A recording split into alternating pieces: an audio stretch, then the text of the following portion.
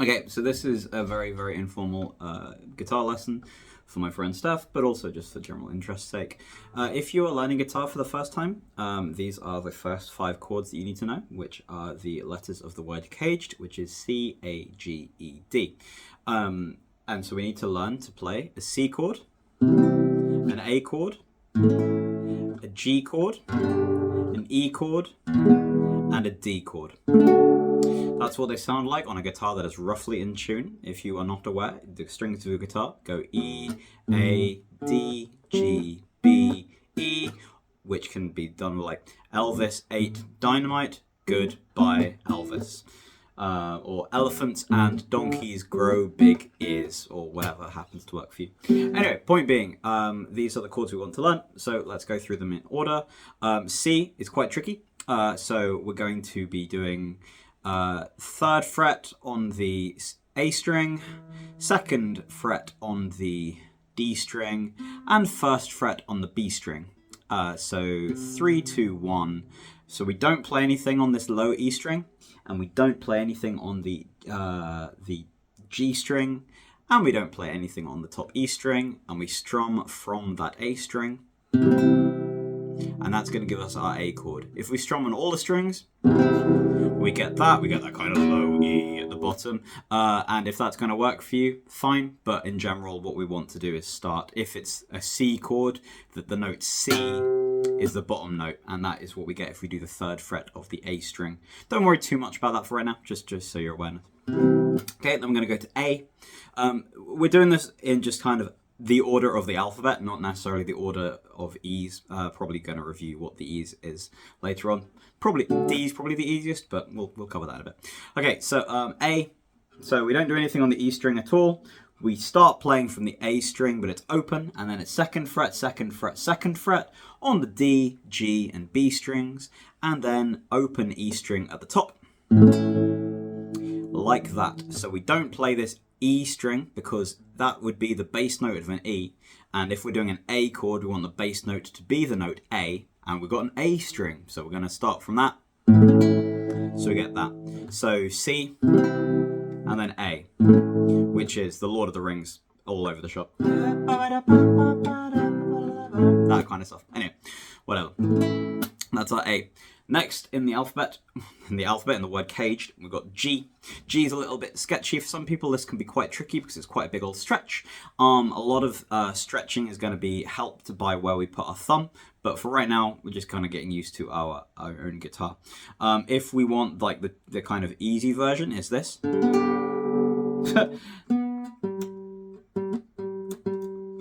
Promise. Kind of, so that's G. Oh no, I'm wrong, sorry. That's why it's not working, because I'm playing a D string at the bottom. So we could just do like G, B, G, which is just kind of a bit rubbish, but it kind of works. And all we do is just play the top 3 strings, G, B, and E, and we just hold our 3rd fret on the top E string, because that goes from E to F sharp to G. Like that. But typically what we'll do this, or this. So G is a bit of a fun chord, because there's sort of 2 main ways, and people do it in different particular styles, but the key thing is that we've got 3rd fret, so we're going to use our middle finger, 3rd fret on the E string, 1st fret on the middle finger on the 3rd fret of the E string, index finger on the 2nd fret of the A string. And let's just kick off with that to begin with. If we just strum like the bottom 4 strings, just get that, and that can work totally fine. What we then kind of want to work towards is these top 2 strings, the highest sounding 2 strings. We want the 3rd fret on both of them. And so what we'll typically have is like 3, 2, 0 in terms of fret numbers. 3, 2, 0, 0, 3, 3. So it'll sound like this. Various people skip out the B string. That can either be the 3rd fret or just open. So you can just go 3, 2, 0, 0, 0, 3 if you want. So yeah, there's a couple of different ways. I personally do it with all 4 fingers, so it's 3, 2, 0, 0, 3, 3. Just because like naturally my fingers fit there, and it just kind of works for me. But yeah, there's variety. So either the super easy version, which is that, the slightly easier version, which is the bottom 4 strings, and then we can either do it with 1 top note or with 2 top notes. bunch of different ways for Gs. Okay, we're going to go E. So E is where we do get to use this bottom string, and really just, that's because it's an E. That's kind of how it goes. So we're going to go E. The chord is 0, 2, 2, 1, 0, 0 in terms of the fret numbers. So open, which is 0, 0, 2, 2, 1, 0, 0. And that's going to, for me personally, I will use my middle finger on the A string for the 2nd fret, my ring finger on the 2nd fret of the D string, and my 1st finger on the 1st fret of the G string. So go 2, 2, 1, like that. And we'll just go all 6 strings. And that is just 5. We have 5 chords and 6 strings. Who knew? And I think this is kind of probably the 2nd easiest, I would say. Depends on a whole bunch of things, but typically it'll go that way. I tend to feel that D is the easiest, and that's the last chord we're going to cover. So annoyingly, we're going to finish with what is probably easiest. So D. So this is going to have the 2nd fret, the 3rd fret, and the 2nd fret of the G strings, B strings, and E strings respectively. 2, 3, 2. And I will typically use my index finger, my ring finger, and then my middle finger.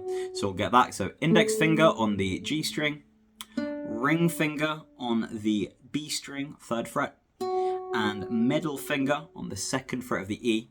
And because it's a D chord, we want to have the bass note of being the note D, so we're going to do that from the D string. Because if we did it from the A string, it would be an A in the bass, which isn't a D. And if we do it from the E string, it's an E in the bass, which is not a D. But if we do it from the D string, then it is a D. Who knew?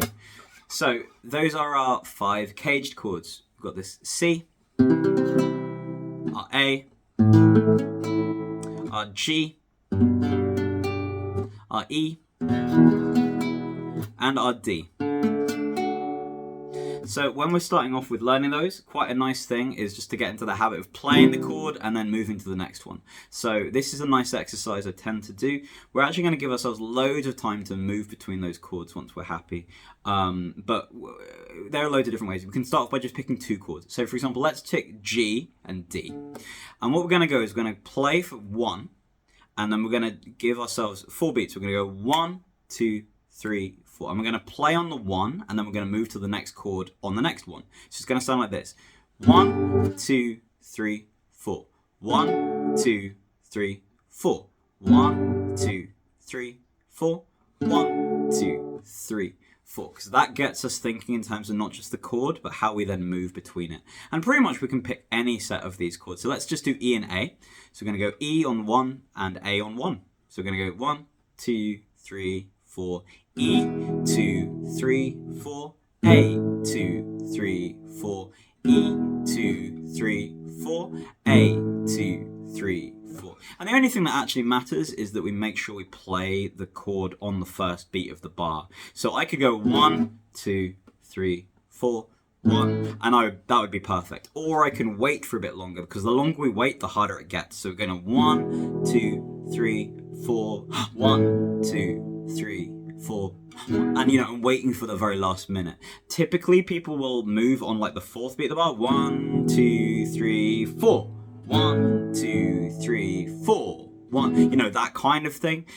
Somewhere in that, not quite as exaggerated, but they'll give a bit of time. But the important thing when we're learning is to just be able to play those chords on the first beat, because that just gets our fingers ready for it. So we're going to go 1, 2, 3, 4. So count in, and we're just going to do that. Let's do 2 different chords. Let's do C and E major. These are all major chords, by the way. I haven't actually said that at any point. Kind of useful to know. So let's do that on C, and I'm going to do E. So we're going to go C, and we're going to go first beat of the bar each time. So we're going to go 1, 2, 3, 4. C, 2, 3, 4. E, 2, 3, 4. C, 2, 3, 4. E, 2, 3, 4. Those kind of things. Then, of course, if we want to practice more, we can either add more chords to it. So let's just do 3 chords at a time. Let's do C, A, E, C, A, E. I'm going to do those first beat of the bar. 1, 2, 3, 4. C, 2, 3, 4. A, 2, 3, 4. E, 2. Start again. C, 2, 3, and 4. And A, 2, 3, 4, E, 2, 3, 4, that kind of thing. And then, you know, let's just do a final example. We're going to run through all 5 of the chords. Let's do it in the order of C, A, G, E, D, CAGED, which is the order we're going to learn them in. And let's have a go. So we're going to do it touch slower because this can be quite tricky because obviously it's going through all 5 of our shapes. And we're going to go, so 1, 2, 3, 4, C, 2, 3, 4, A, 2, 3, 4, G, 2, 3, 4, E, 2, 3, 4, D, and we start again, C. Suck at the alphabet, or suck at, you know, words. Let's do that. So we're going to do twice through. The word is caged, C-A-G-E-D. Let's try that once more.